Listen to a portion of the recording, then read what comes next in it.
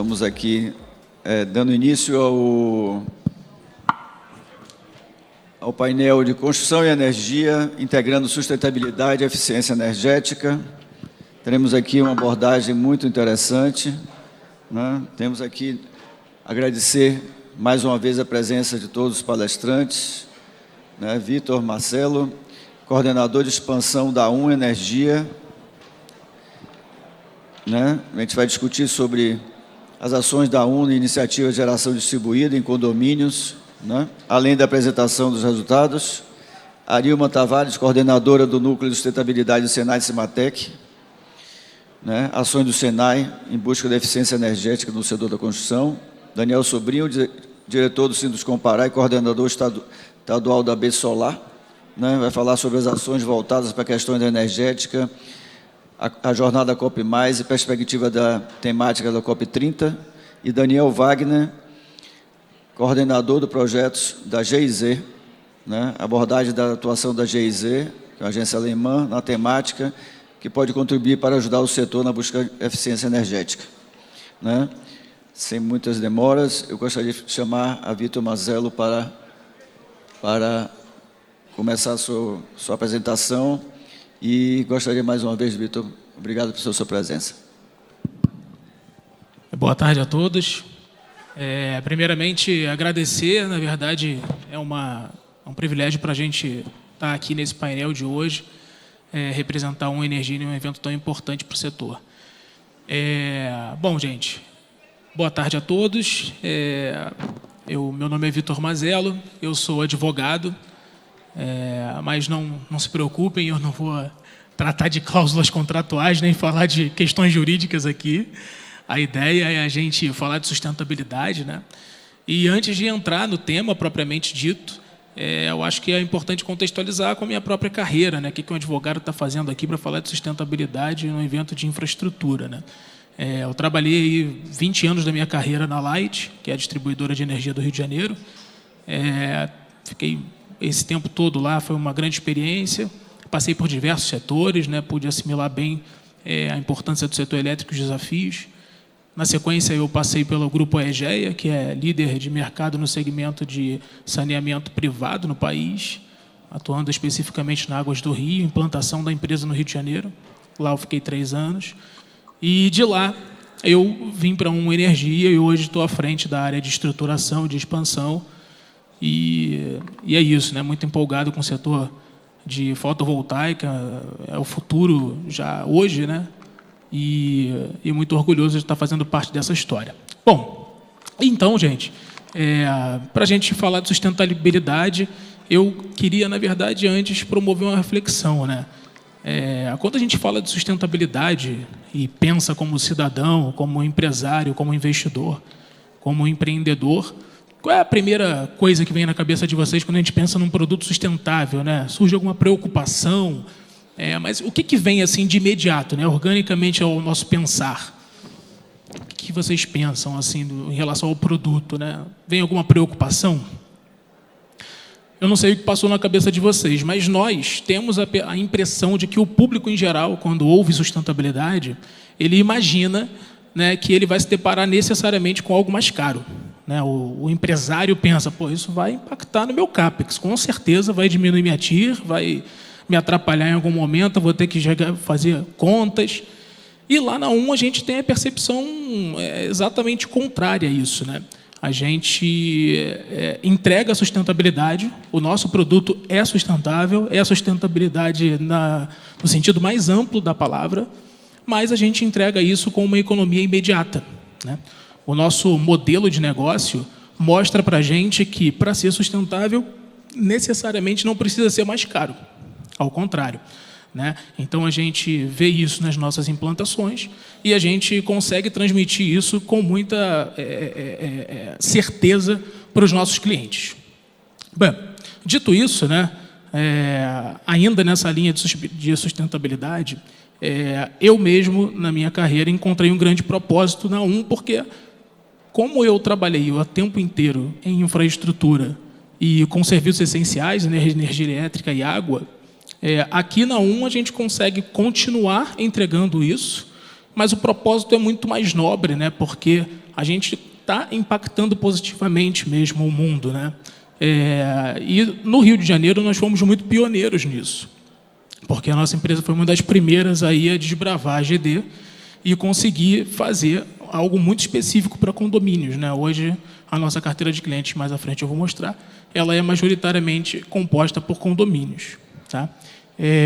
Então, a gente entende que cada crédito que a gente direciona para um cliente nosso é um impacto direto mesmo e positivo na individualidade ou na coletividade, se for um condomínio, mas certamente está impactando positivamente para o nosso planeta e para o futuro, né? Que é isso que a gente mais levanta de bandeira. Bom, mas hoje eu não vim aqui fazer uma apresentação, um pitch de vendas para vocês, né? Eu vim aqui apresentar as soluções que a gente pratica para tentar esclarecer para vocês e, de repente, abrir o horizonte de modo a impactar a percepção que vocês têm sobre isso e, de repente, modificar a forma com que vocês se relacionam com a energia. Que vocês se relacionam com os clientes de vocês, com os empreendimentos de vocês e com a energia propriamente dita. Tá? Então, lá na né, a gente tem diversas soluções para o cliente. Tá? O nosso carro-chefe, né, é a geração compartilhada, a geração distribuída. Tá? Nós fazemos através das nossas usinas, né? Não sei se todos conhecem aqui o conceito de fazendas solares. A gente faz fazendas solares em GD, tá? E a gente tem todo o ciclo dentro de casa. Tá? Então, a gente constrói a usina, nós conectamos essa usina e, a partir daí, nós fazemos toda a gestão desses créditos, entregando energia limpa, renovável e um desconto garantido, previsível, previsibilidade para esse cliente. Tá? Existem outras soluções, né, além da geração distribuída, né, que, de forma compartilhada, que são as gerações locais. Nós não privilegiamos a entrada desse cliente por alto consumo remoto. Tá? Eu não sei se vocês já ouviram essa expressão, mas essa é a expressão adequada. Né? Quando você constrói uma fazenda solar e essa fazenda solar ela atende à geração distribuída, todos ali se tornam autoprodutores de energia. Tá? Então, a partir dessa solução, a gente consegue entregar um desconto final para esse cliente e, a partir do momento que ele entra na nossa base, a gente consegue fazer um acompanhamento próximo desse cliente. E isso não é só discurso, é entrega mesmo, porque nós percebemos que um síndico, um administrador de condomínio, ele tem a última coisa que ele pode esperar. E menos ainda ele pode ter incerteza. Né? Ele tem um mandato, ele tem prestação de contas, ele tem fiscalização permanente. E nós percebemos isso.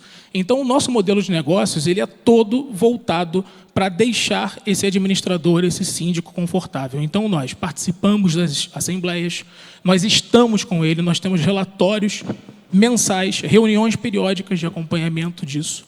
E isso mostra para a gente, né, trouxe para a gente a percepção clara de que o aumento da demanda de energia é uma realidade e não está regredindo. Ele está cada vez mais acelerado. Né? Nós temos aí carro elétrico, moto elétrica, bicicleta elétrica, tudo elétrico. Daqui a pouco a gente vai ter um cachorro elétrico. Né? E aí o aumento, a demanda está sendo exponencial. Então, oferecer uma solução imediata, sem custos, né? Porque quando você coloca o cliente nesse modelo de negócios, ele não tem investimento em infraestrutura. A gente não está falando do cara construir uma usina no telhado dele, né? E trazer para si todo o ônus. Tem muito bônus, é claro, mas um dos ônus é você ter que fazer manutenção, né? Você tem ali uma usina operando no telhado do seu condomínio. E muitas vezes, não vou falar em todas as vezes, mas seguramente na maioria das vezes, os condomínios eles não têm espaço físico suficiente para implementar uma infraestrutura que seja capaz de suportar toda a demanda. Né? Então, isso é uma realidade. Então, quando esse cliente entra na nossa base, tá, nós fazemos a primeira entrega garantida e sem nenhum tipo de investimento em infraestrutura. É óbvio que tem uma contraprestação mensal. E, a partir desse momento, a gente presta uma consultoria direta. E, sim, podemos avançar para a construção de um telhado e promover ações integradas e concatenadas. Tá? Isso tem se mostrado muito, muito efetivo no Rio de Janeiro. Tá? Como é que a gente faz isso, né? Hoje, a tem 8 fazendas solares operacionais conectadas, gerando créditos. 4 fazendas em implantação, que a gente chama, estão sob a minha coordenação, e mais 10 fazendas previstas para o segundo semestre de 2025. Tá? Hoje, a nossa atuação ela é majoritariamente no Rio de Janeiro. Tá? Nós temos um plano de negócios e de expansão bem sólido para outros estados até 2027. Tá? E a gente chega ao final de 2025 com 50 megawatts pico de potência instalada. Tá? É um número já bem relevante e suficiente para colocar a nossa empresa como líder de mercado nesse segmento no Rio de Janeiro. Todo mundo aqui, pelo menos a maioria, de repente, é pai, mãe, né? E a gente sabe que quando a gente tem filho, a gente não perde uma oportunidade de mostrar foto, né? A gente fica todo babão querendo mostrar foto dos filhos. Então, a gente também é muito diferente. Eu trouxe fotos de algumas usinas que a gente tem, né? Não sei se todos estão por dentro do conceito, mas as usinas de GD1 permitiam até 5 megawatts de potência, são as nossas maiores, temos algumas assim, e agora na GD2 o máximo permitido são 3 megas, e a gente também já tem algumas em construção, são aquele pacote lá do segundo semestre de 2025. Eu me permiti trazer uma colinha, gente, que eu preparei com muito carinho o discurso, estou fugindo completamente dele, acho que isso deve ser normal, né? Então, eu só não queria perder aqui os pontos principais que eu realmente queria passar para vocês. Bom, não tem nada mais gratificante para a gente, né, do que receber os síndicos pós-contratação e com já clientes nossos. Não é muito raro a gente receber relatos do tipo: Vitor, cara, deixa eu te falar uma coisa, eu simplesmente, depois que vocês entraram aqui, eu consegui fazer a reforma da minha portaria lá, sem precisar gerar cota extra, só com a economia que eu auferi a partir da implementação dos serviços de vocês. Né? Pô, consegui aqui melhorar meu sistema de segurança. O que a gente está dizendo aqui, gente, é que os condomínios, eles conseguem, de uma despesa recorrente, transformar isso em caixa imediato, sem investir um centavo. Então, assim, é benefício direto na veia. Né? A gente não consegue nem entender como que um síndico consegue dizer não para uma solução dessa. Né? Porque é uma cota extra às avessas, se você parar para pensar. Né? Você não tem como se livrar da conta de energia. Então, se a partir dela você reverte algo em economia direta, né? E sem precisar fazer nenhum tipo de investimento, é um negócio que realmente é muito sustentável. Então, hoje, a gente tem uma base de mais de 300 clientes, tá? 70% desses clientes são condomínios. Tá? Não sei se todos aqui conhecem o Rio de Janeiro, mas esse mapa aí pega toda a capital, né, e mais uma parte da região metropolitana. Então, vocês podem perceber aí que os nossos clientes estão espalhados em toda a região do Rio de Janeiro, tem uma concentração ali muito grande na região central, zona sul, mas 70% dos nossos clientes são condomínios. Né? E condomínios que são satisfeitos, a gente tem uma taxa baixíssima de saída, nossos contratos são de longo prazo. E aí eu queria compartilhar com vocês aqui, antes de encerrar, esse dado que é muito interessante, né, da Agência Internacional de Energia, que ele estima que em 2050, né, nós vamos ter aí 20 terawatts de demanda para energia solar. Cara, é um número tão grande assim que ele é até abstrato, não dá nem para a gente ficar pensando muito no quanto significa isso. Mas a gente não precisa ir tão longe, né? A gente está ali, em 2025, né? Então, percebam que já há um crescimento exponencial confirmado, né? Que confirma a tendência. Nós estamos com a 4ª demanda do mundo, né? Nós, que eu digo mundo, não é Brasil, né? A energia solar como um todo. Só que olha que dado interessante, daqui a 8 anos, ou seja, em 2033, né? Ou seja, daqui a pouquinho, nós teremos e seremos a maior demanda de energia do mundo. Né? Então, assim, isso não é exercício de adivinhação, é direção. Né? Os estudos no mundo mostram isso. Então, a energia solar é o símbolo da sustentabilidade. Eu trago só esses números para a gente poder encerrar aqui, né, se a gente pega uma conta de R$10.000, né, que é muito comum em um condomínio ter uma conta desse vulto, a gente está falando que esse condomínio ele consegue evitar 13 toneladas de despejo na atmosfera de carbono, de CO2, né, um condomínio. É como se esse condomínio plantasse incansavelmente 82 árvores todo ano, né, só nessa iniciativa, e deixasse de queimar aí 5.800 litros de gasolina para gerar a mesma energia.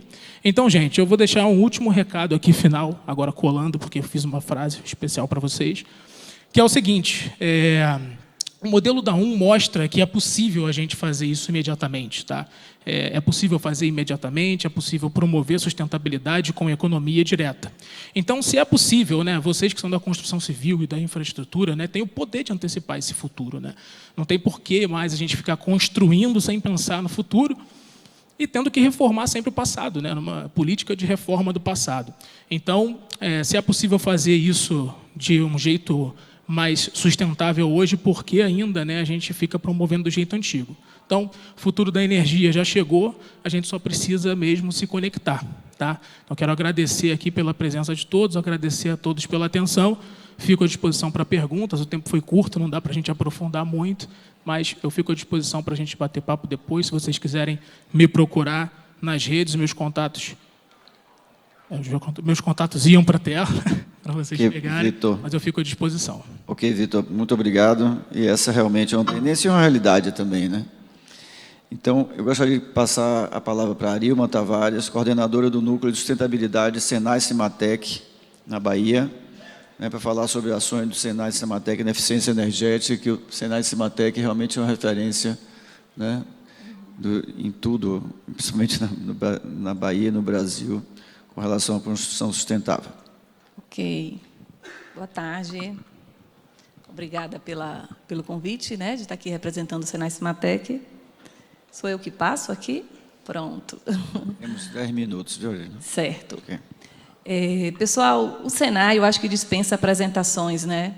O Senai é uma empresa já consolidada, uma instituição aí que existe no nosso país há muitos anos, desde 1942. E, ao longo desses anos, vem contribuindo para o desenvolvimento sustentável da indústria, especialmente a indústria da construção civil. O Senai-Cimatec é uma unidade do Senai que fica na Bahia, onde eu trabalho, e a gente atua na educação, na ciência, né, na tecnologia e na inovação. E na geração de negócios, porque não adianta desenvolver ciência, tecnologia e inovação e isso não ser escalável, né? E gerar o desenvolvimento de novas empresas, de novos negócios, de novos produtos no mercado. Então, essa é a nossa filosofia, né? Aqui é só uma breve apresentação para vocês entenderem o nosso ecossistema. Então, nós atuamos com a educação superior através da nossa universidade, atuamos com escola técnica, né, que é o DNA do Senai, é a formação de mão de obra para a indústria, mas também atuamos com pesquisa, desenvolvimento e inovação, somos uma instituição de ciência e tecnologia, né, e atuamos também com consultorias. E o Senai-Cimatec, ao longo de 22 anos, foi crescendo com várias frentes. Hoje nós temos várias unidades na Bahia, começando com a nossa unidade em Salvador, que é a nossa sede, expandimos para o Polo Industrial de Camaçari com o Cimatec Industrial, já temos o Cimatec Sertão, onde a gente atua, nesse momento, em parceria com a Shell, para a produção de um biocombustível, né, através da Agave, que é o sisal, tão presente na nossa Caatinga. Temos também o Cimatec Mar, uma outra unidade voltada para a economia do mar, o Cimatec Digital, no Pelourinho, para a formação de pessoas na área digital, e o Cimatec Aeroespacial, na Base Aérea de Salvador. Tudo isso integrando 43 áreas de conhecimento, são as áreas de competência, entre elas a área de construção civil, que atua focada para o setor da indústria da construção. E falando disso, né, temos um grande desafio para o setor da indústria da construção, que é o tema do nosso painel, que é a energia, como reduzir a pegada energética, né, no setor da construção civil. Não sei se vocês estão sabendo, mas recentemente a ONU publicou um relatório chamado Status Global dos Edifícios e Construções, trazendo os dados mais recentes sobre o posicionamento da indústria da construção civil em relação a necessidade de descarbonização. Então, esse relatório indica que o setor da construção civil é responsável por 38% das emissões de gases de efeito estufa, né? E 34% das emissões de gás de efeito estufa e 32% da demanda energética. É um setor que tem uma alta demanda energética, né? E isso se dá por causa dessa cadeia, desse ciclo de vida das edificações. Pensar a edificação para além da construção, mas também para o uso dessa edificação e, antes de tudo, né, de onde vêm os insumos da construção civil.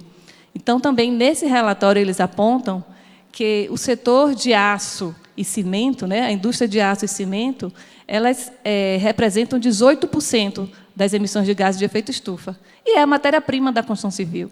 Então, por que, né, existe uma alta demanda energética da construção civil? Porque começa desde a produção ali, mineração, beneficiamento através de metalurgia, fábricas de cimento, até isso chegar no canteiro de obra.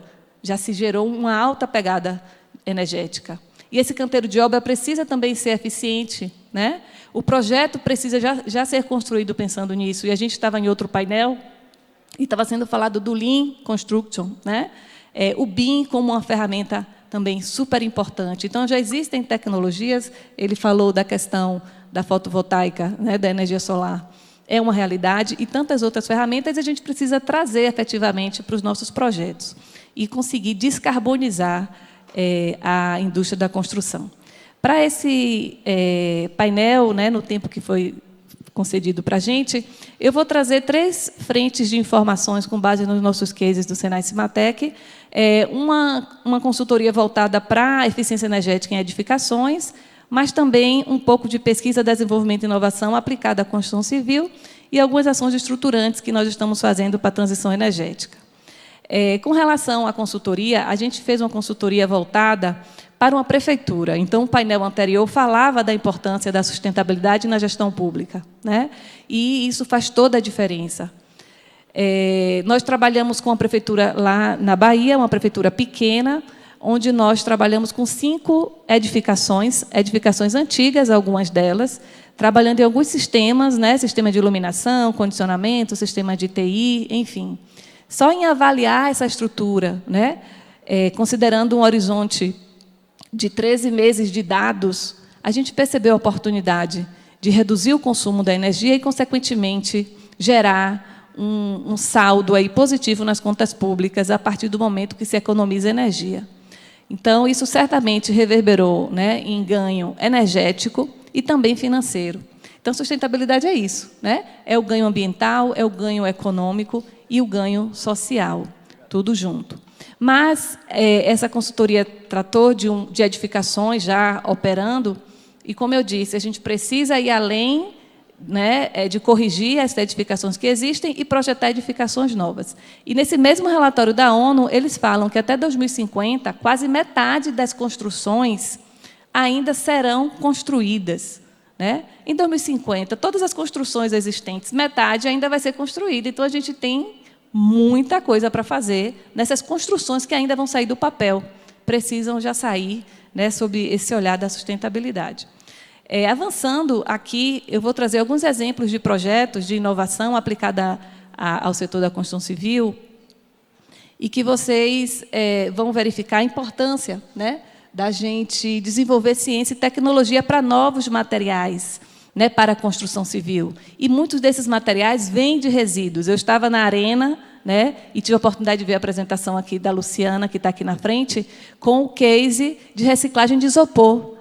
E essa reciclagem é aplicada para a construção civil. Olha que fantástico, né? Isso é economia circular. Nesse caso aqui, a gente trabalhou em 3 formulações de concreto fotocatalítico, né, para incorporação de resíduo rico em titânio, a partir de análise de diferentes traços, né, buscando a otimização das propriedades fotocatalíticas do concreto para elementos pré-moldados. Então, resíduo de uma indústria química de dióxido de titânio entrando como matéria-prima na produção desses concretos. E a incorporação desse resíduo mostrou viabilidade técnica, né, na aplicação de concretos autoadensáveis com uma menor pegada de carbono. Então, se eu uso o resíduo, normalmente, não é regra, normalmente, ao utilizar o resíduo, a gente reduz pegada de carbono, né? Um outro caso também, esse foi um resíduo da indústria de mineração. A gente desenvolveu argamassa autoadensável para contrapiso autonivelante a partir do resíduo de serragem de mármore bege Bahia.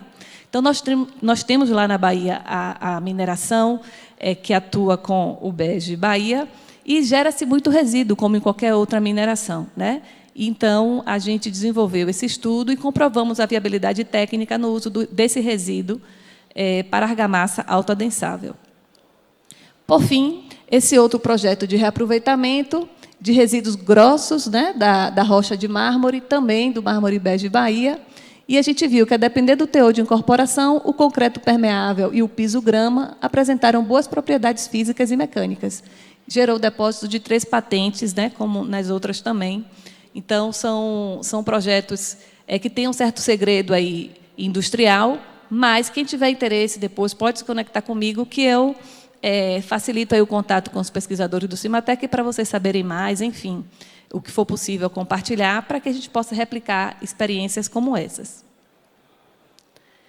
E aí, finalizando, eu quero trazer algumas ações estruturantes que o Cimatec vem fazendo, junto com o governo do Estado da Bahia, ações que subsidiam políticas públicas e que direcionam a indústria, né, para um futuro mais sustentável. Então, nós temos desenvolvido aí, ao longo dos anos, alguns atlas, né, que são mapeamentos de potencial energético do nosso Estado. E o Cimatec desenvolveu o Atlas do Hidrogênio Verde, é o atlas mais recente que a gente publicou, mostrando onde é mais favorável produzir hidrogênio verde no Estado da Bahia. O Atlas de Energia Solar, acho que foi o primeiro, o Atlas da Energia Eólica e também, nesse momento, estamos desenvolvendo o Atlas da Biomassa. Então, é direcionar o investimento privado para essas áreas favoráveis de energia limpa, né? O próprio setor de energia, então, vocês indo para a Bahia já tem um mapa, né, de energia solar para saber onde é o melhor lugar para vocês se instalarem e produzirem energia, né? E isso é direcionante, isso é direcionador, né, para investimento e desenvolvimento. Além disso, temos feito um esforço grande de desenvolver conhecimento referente ao hidrogênio verde, que é uma fonte energética promissora nessa transição energética. Então, nós temos um hub de pesquisa e desenvolvimento com foco em produção, armazenamento e transporte do hidrogênio verde, porque existem vários desafios para viabilizar esse hidrogênio verde, né, na ponta. Temos um centro de competência em hidrogênio verde, com pesquisadores, né, formando conhecimento para ampliação desse conhecimento na cadeia produtiva do hidrogênio verde, e também um MBI, que é o Master Business Innovation em hidrogênio verde, que estamos realizando em parceria com a GIS, né? Então, são algumas iniciativas estruturantes que certamente vai chegar na construção civil a partir do desenvolvimento de novas fontes de energia. E aí eu fico à disposição para qualquer outra dúvida e maiores informações, e agradeço a oportunidade. Obrigado, Arilma. Vocês fazem um trabalho belíssimo. Fizemos um trabalho recente, justamente de evolução de inovação tecnológica lá, entendeu? Fazendo um brainstorm grande com toda a cadeia do setor, muito bacana. Passar agora a palavra para Daniel Sobrinho, diretor do Ciduscom do Pará, coordenador da Bessolar, né? A palavra é sua, Daniel. Você também tem, né, os 10 minutos para Deus, você tem uma acompanhando aí, mas você tem uma folguinha aí também. O 30, vou cumprir o tempo. Ok. Boa tarde, acho que é boa noite já a todos, né? É um prazer estar com vocês aqui, vou fazer um apanhadozinho de como começa a energia solar. Eu vou falar mais de como a energia solar fotovoltaica pode ajudar o setor da indústria da construção. Isso é um pouco diferente do que o Vitor apresentou, eu vou mostrar mais como as empresas de construtoras mesmo, nosso segmento, podem utilizar. Falando rapidamente sobre a Bessolar, é só um slide mesmo aqui, é a maior associação do Brasil, e além do setor fotovoltaico, ela também tem grupo de trabalho de armazenamento, hidrogênio verde, e também agora do Mercado Livre, né? Aqui eu trouxe aqui uma informação, como é que está a nossa matriz energética hoje. Em 2023, a solar ultrapassou a eólica, né? Hoje já é a segunda fonte do país, né? Aqui os benefícios que ela já trouxe ao longo desses últimos anos para o nosso país, 239 bilhões de investimentos, mais de 1 milhão de 600 mil empregos, novos empregos, além da questão da nossa questão do meio ambiente. Aqui um pouco da evolução, né? A gente verifica que, a partir de 2016, quando saiu a primeira resolução da ANEEL da troca de créditos, a questão se tornou exponencial, né? Hoje, em termos de instalações só de GD, geração distribuída, nós já temos uma Itaipu, de energia fotovoltaica, instalada, para ter ideia da dimensão de como esse mercado tomou conta do Brasil. Inclusive, eu tenho uma projeção, né, da Bloomberg Nef, que em 2050, o segmento solar fotovoltaica na energia vai ser a primeira fonte, né? Embora todas as fontes sejam boas, hidrelétrica principalmente, mas a fonte solar fotovoltaica é uma fonte mais fácil de fazer, mais rápida, logística mais simples, né? E agride menos o meio ambiente também. Em termos de potência instalada aqui, né, a Lei 14.300, que foi um dos marcos do crescimento da geração distribuída, ela vale para todas as fontes, a eólica, biomassa, etc., né? Mas vocês veem pelo gráfico ali, no amarelo, né, que praticamente mais de 99% da geração distribuída de fontes renováveis, a solar que está dominando. Aqui um ranking estadual, né, no Brasil. Vou falar um pouquinho aqui do meu estado, que é o estado do Pará, aqui nós estamos em 11º, né?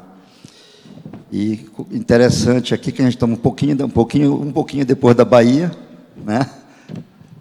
A Bahia, nós estávamos em 10º, a Bahia passou. E estamos na frente aqui de 2 estados, Ceará e Pernambuco, que são estados que têm uma radiação solar maior que a nossa, né?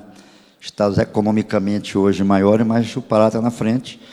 Então, a gente associa muito essa conscientização da questão da COP, que vai ser realizada lá, né?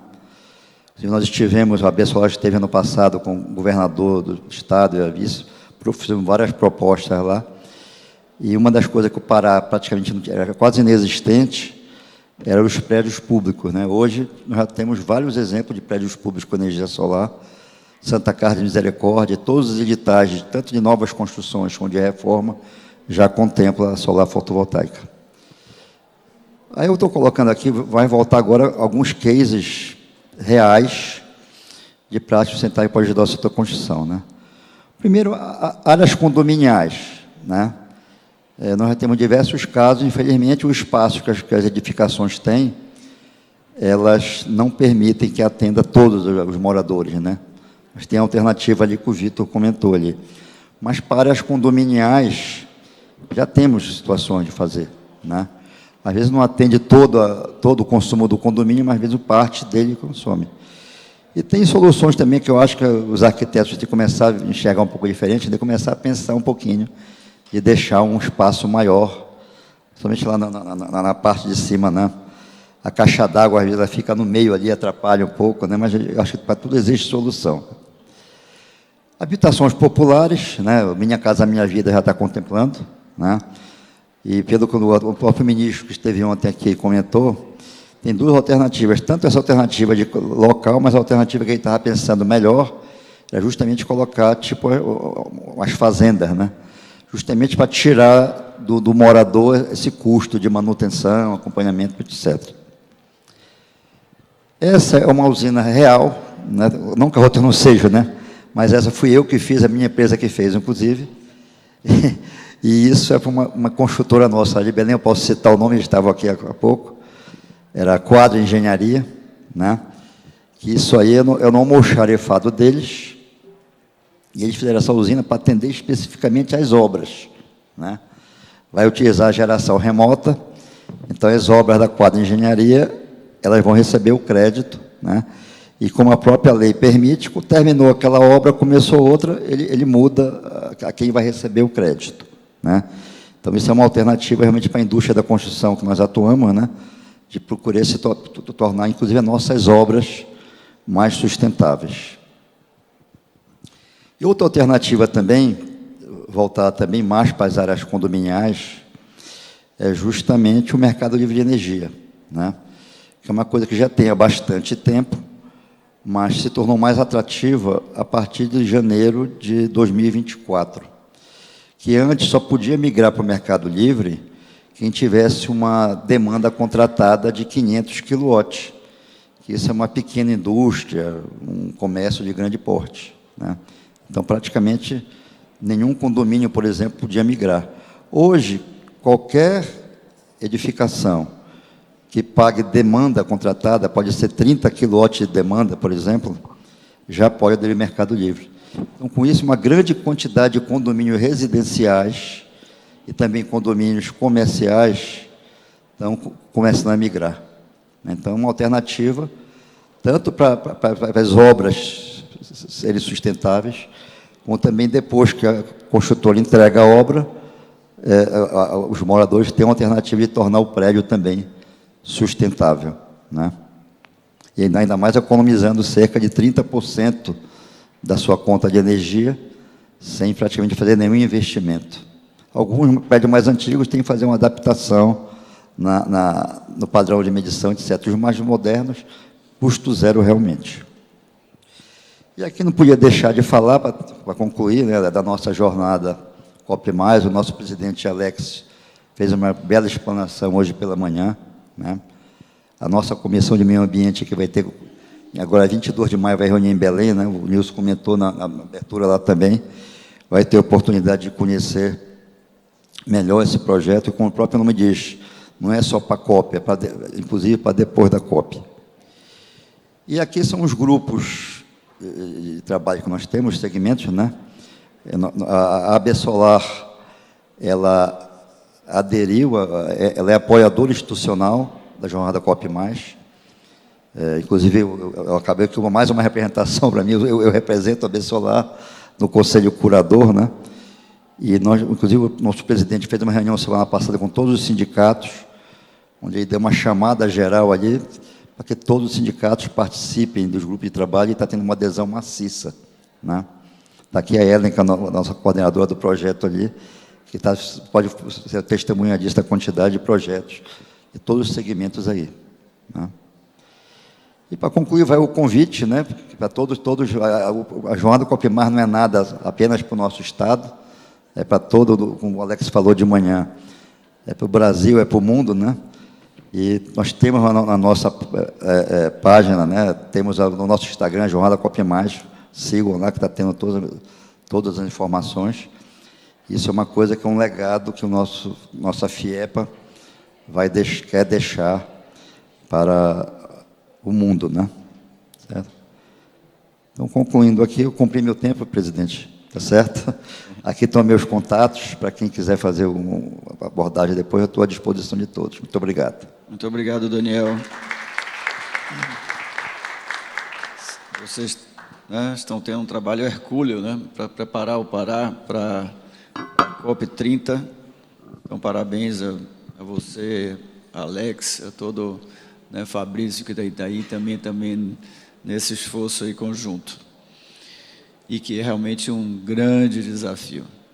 Eu chamo aqui Daniel Wagner, coordenador do projeto da GIZ, né, atuação da GIZ na temática, o que pode contribuir para o setor, e uma longa experiência da GIZ, tem parceria com a CEBIC, né, trabalhamos juntos aí, inclusive com energia fotovoltaica no Minha Casa Minha Vida, aí agora mesmo a Ariva falou sobre hidrogênio verde. Você pode explorar um pouquinho desse trabalho todo que vocês estão fazendo, né, que vocês estão contribuindo cada vez mais com a construção, não só construção, mas um país cada vez mais sustentável. Obrigado pela presença. Obrigado. Quanto tempo eu tenho, então, para explorar isso tudo? Acho que vai ficar curto. Vou pegar uns 15 minutos. Não, mas obrigado. Primeiro, antes de tudo, obrigado pelo convite, Nilton, em nome da CEBIC.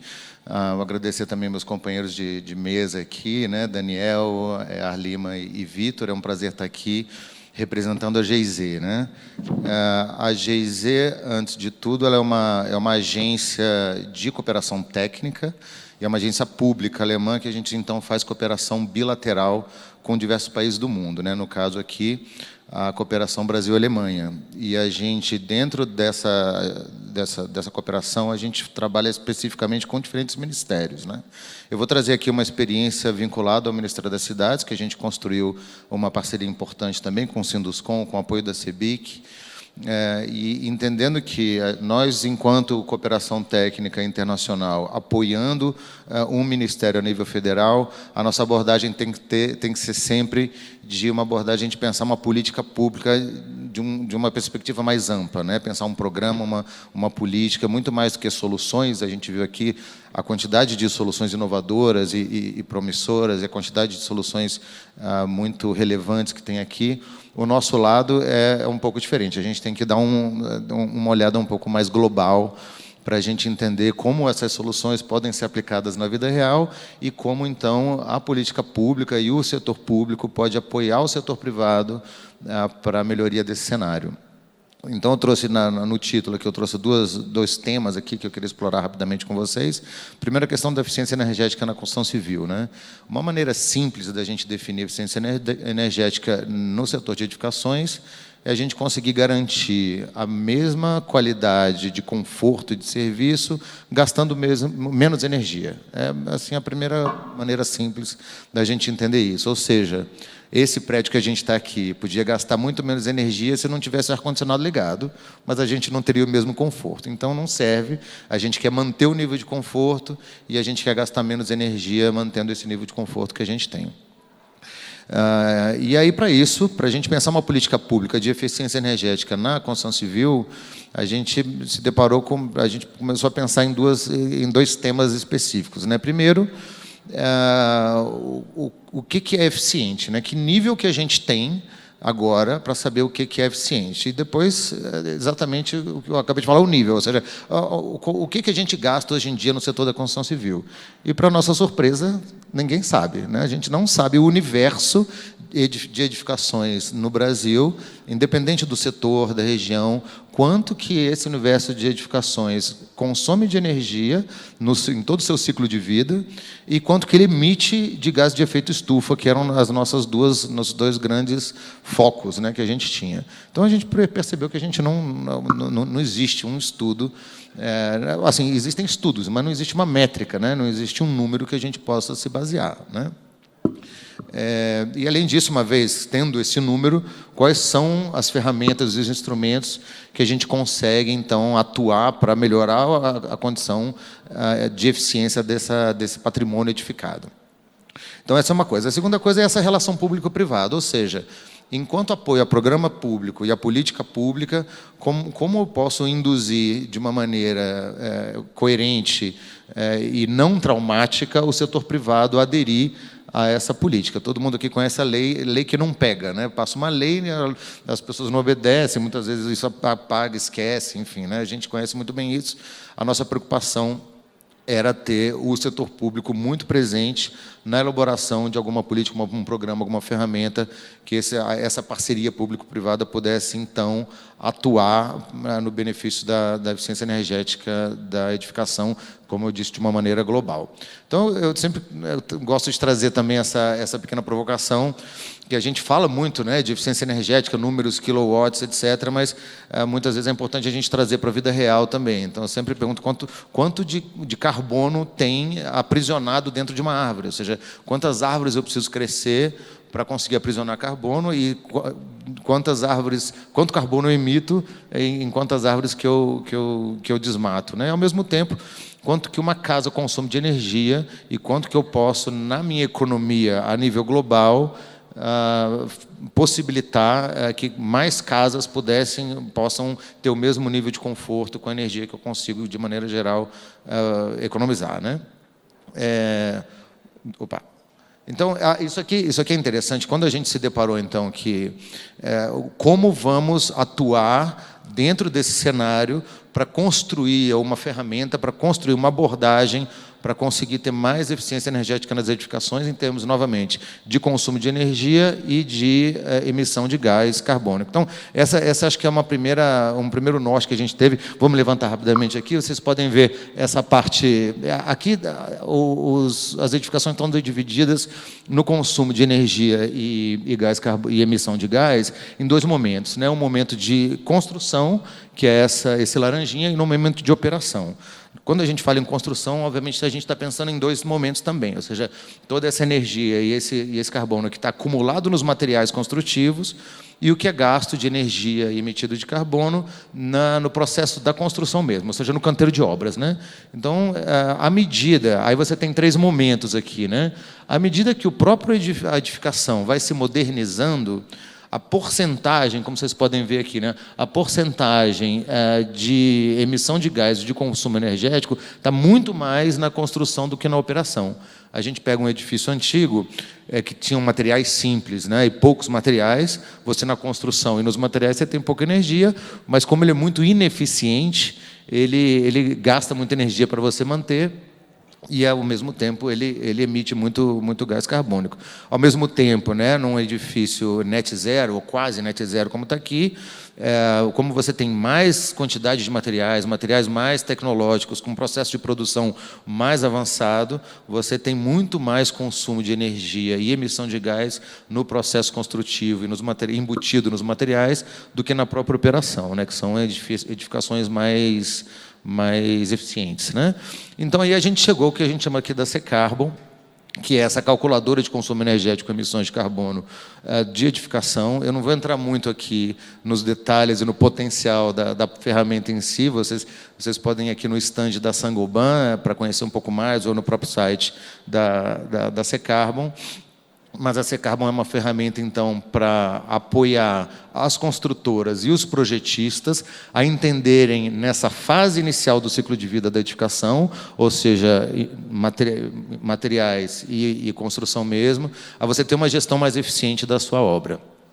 A gente viu hoje mais cedo, né, Nilson, no painel da COP, um arquiteto inglês aqui do Foster & Partners, mostrando dois edifícios muito similares, um realizado há 25 anos atrás e outro realizado agora.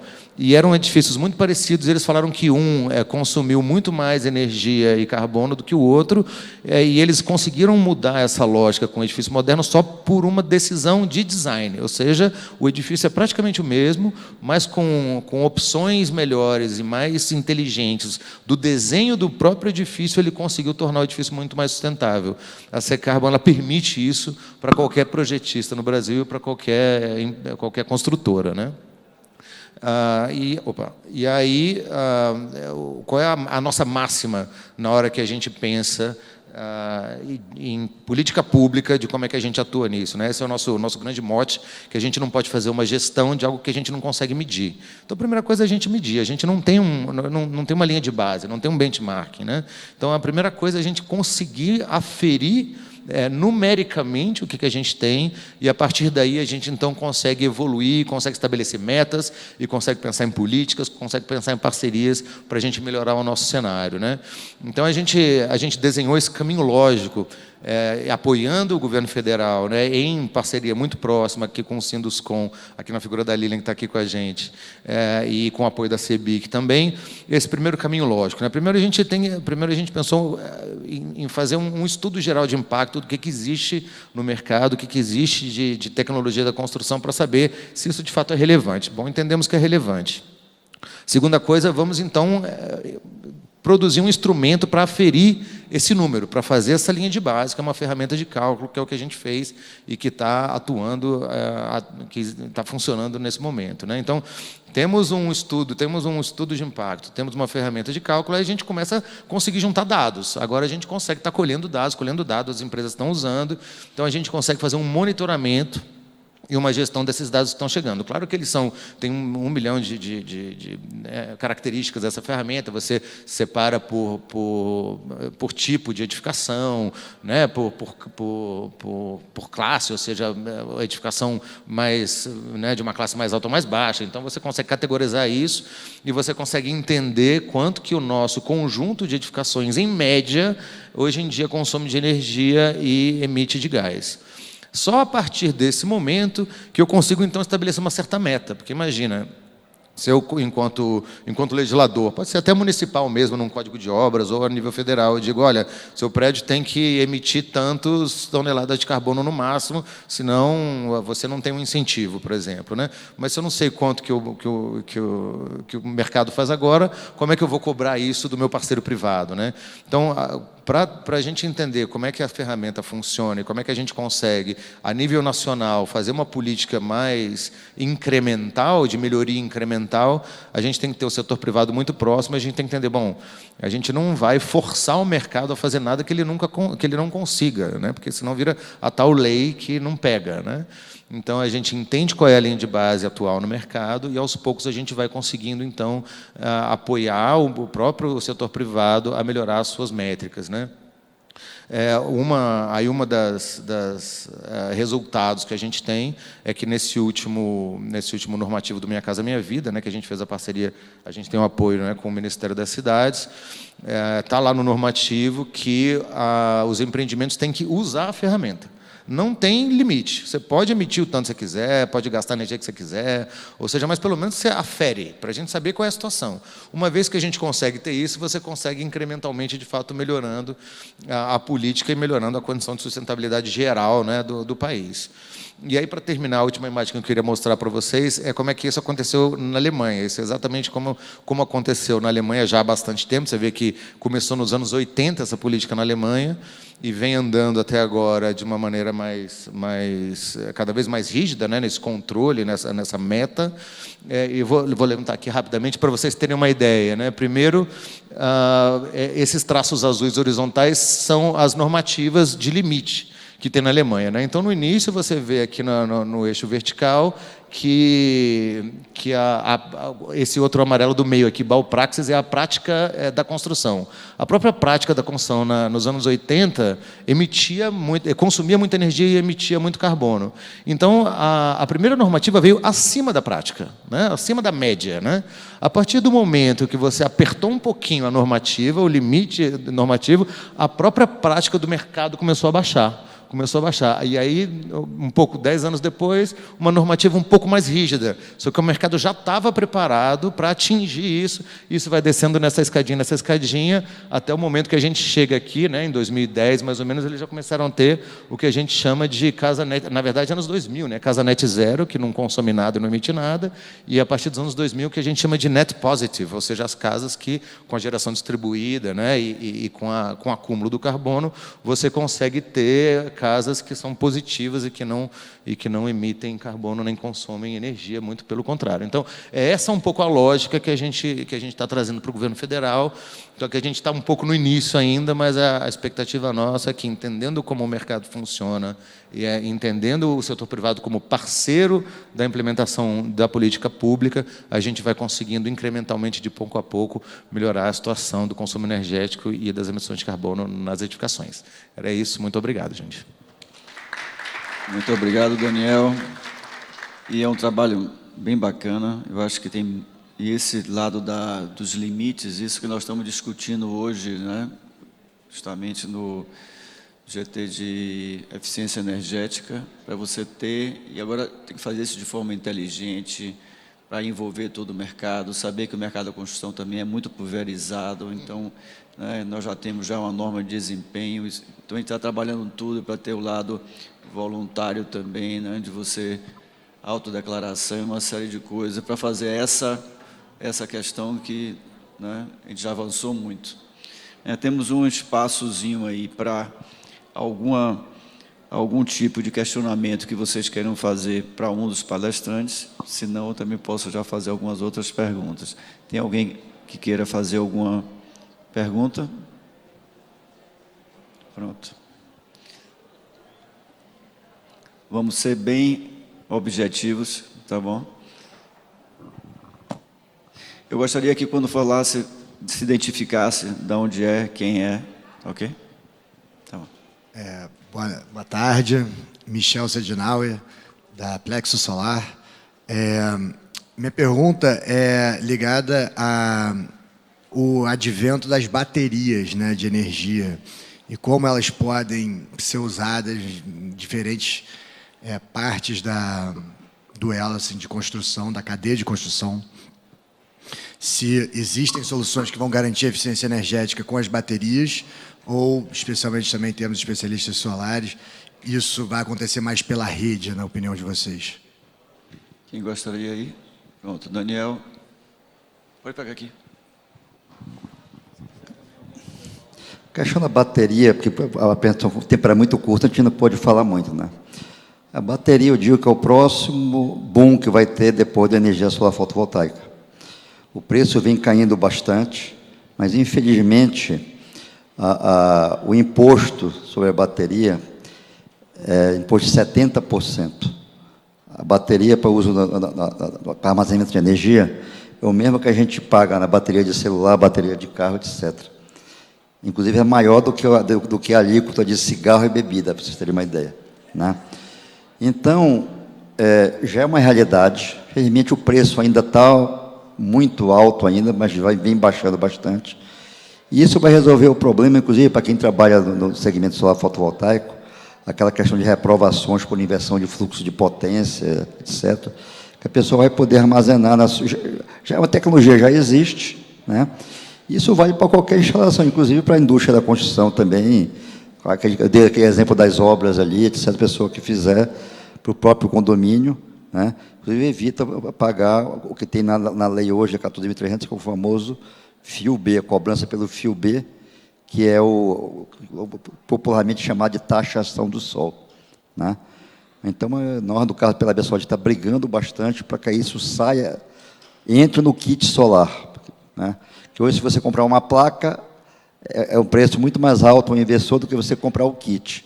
Então, a nossa proposta é trazer as baterias para dentro do kit, para que ela se torne mais preço e a gente possa comprar. Vitor, também sendo bastante conciso. Oi. Não, bem pontual, né?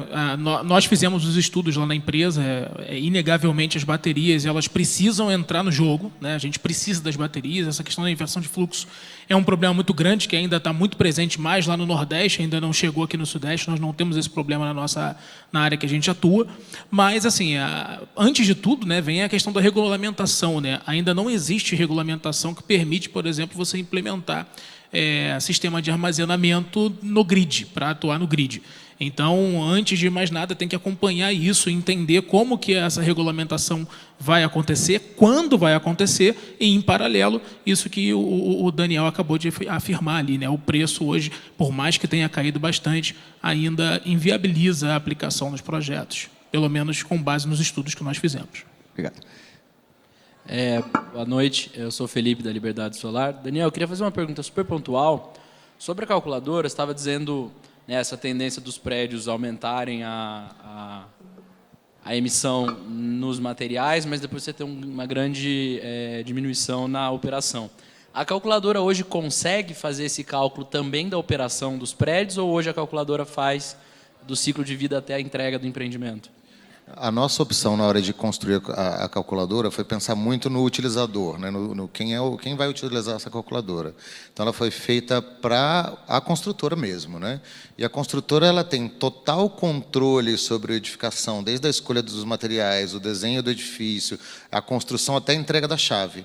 Depois que você entrega a chave, a construtora não tem mais controle sobre essa edificação, né? E nessa parte de utilização do ciclo de vida, a gente sabe que a eficiência e a performance da edificação depende muito do usuário. Você pode deixar a luz acesa e a cortina fechada de dia, né? Você pode ligar o ar-condicionador e ligar o ventilador e fechar a janela, né? Então, a gente optou por ter uma calculadora que ele chega até a entrega de chave, porque a construtora tem o controle total daquele trabalho até ali. E existem outras formas de calcular também a parte da operação, né? Existem outras ferramentas. O Procel tem um trabalho muito interessante sobre a parte operacional das edificações também, que eu recomendo o pessoal dar uma olhada. Ok, quero agradecer a todos. E essa questão do C-Carbon, nós também somos extremamente entusiastas, né? Dessa ferramenta, que ela vai ser fundamental, porque todo mundo vai ter que fazer seu inventário, né? Então, é fundamental. E nós estamos nesse crescendo você perguntou, durante, agora, nessa fase até a construção, e depois a gente vai passar para a operação. Então, quer dizer, é um crescendo que eu acho que vai acontecer e tem que acontecer, né? Até pelo que você mostrou aí, que pós-construção, onde você tem também toda o consumo maior da energia. Mas eu acho que nós estamos no caminho certo e toda essa parte de C-Carbon já está no Minha Casa Minha Vida, nós estamos discutindo com taxonomia, tudo isso, ou seja, você tem uma ferramenta que é uma ferramenta local, nacional, entendeu? Então, tem que fazer todos esses estudos efetivos para ter uma ferramenta que tenha realmente bastante, tecnicamente, ser confiável, para que você possa fazer isso não só no Brasil, mas com todos os organismos mundiais. Mais uma vez, gostaria de agradecer a presença de todos, a presença de vocês aqui, muito rico, e nós vamos discutir ainda muito mais esse tema ao longo dos próximos anos, tá bom? Muito obrigado a todos pela paciência de estarmos aqui até aqui. Muito obrigado.